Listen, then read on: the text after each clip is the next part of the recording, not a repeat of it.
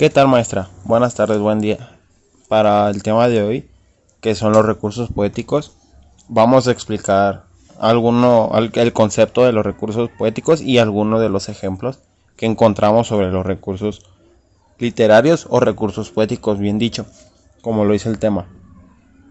Uno de ellos viene siendo la metáfora o el símil, que consiste en sustituir un referente por otro con el que existe un vínculo de semejanza, estableciendo una comparación entre ellos a partir de un rasgo común o definiendo una a partir de la otra. Un claro ejemplo viene siendo, como el sobrenombre lo dice, el rubí de tus labios, que es una metáfora que compara los labios de alguien con rubíes en base a su color rojizo. Lo mismo, sus labios rojos como rubíes, que vendría siendo un símil dada la presencia de él. El otro concepto sería la metonimia, que consiste en un intercambio de referentes, tal y como la metáfora, pero siempre que exista una relación de la parte por la cosa, el efecto por la causa o la cosa por su precedencia. Un ejemplo sería: leíamos a Cervantes, que es el autor de la obra, o fuimos a comer chino, la nacionalidad de la cosa.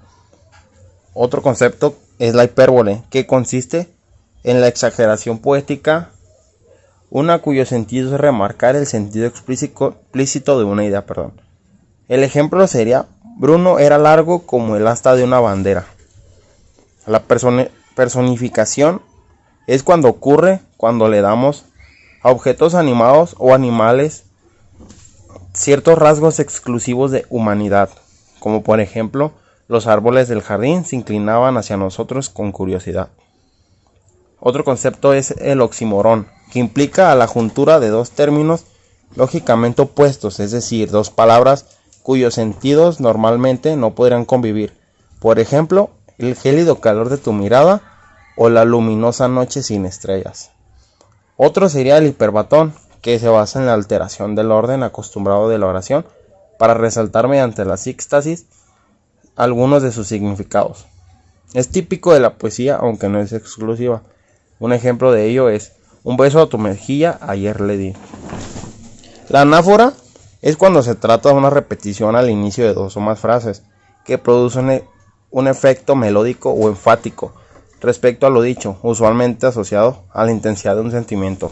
Un ejemplo de una anáfora es: esa noche caminamos a lo largo del sendero. Esa noche comprobamos que no había nadie al final. Otro concepto es la onomatopeya, que es ampliamente utilizado en el habla cotidiana. Este recurso consiste en la representación mediante el lenguaje hablado del sonido de alguna cosa o de algún animal, como por ejemplo: toc toc toc, sonó la puerta, o no soportaba el constante tic-tac del reloj. Un ejemplo es la elipsis, que consiste fundamentalmente en la omisión, es decir, en evitar deliberadamente decir ciertas cosas o darle cierta información al receptor. Dicha falta, no obstante, no impide que se conserve el sentido de lo dicho, pero brinda agilidad, rapidez o ritmo de la oración. Un ejemplo de ello sería: Paula tomó el sendero de la derecha, Mariel de la izquierda. Se evita repetir sendero, o también: desperté bañado en sudor, ella arropada y totalmente seca. Se evita repetir despertar.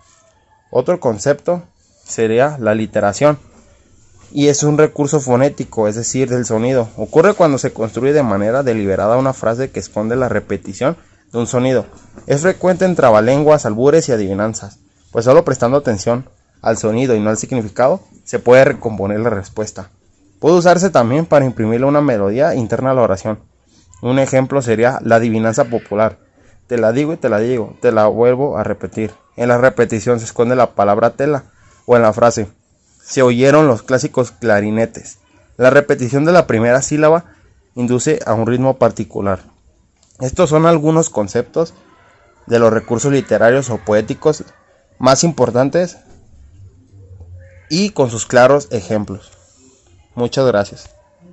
Espero les haya servido la información.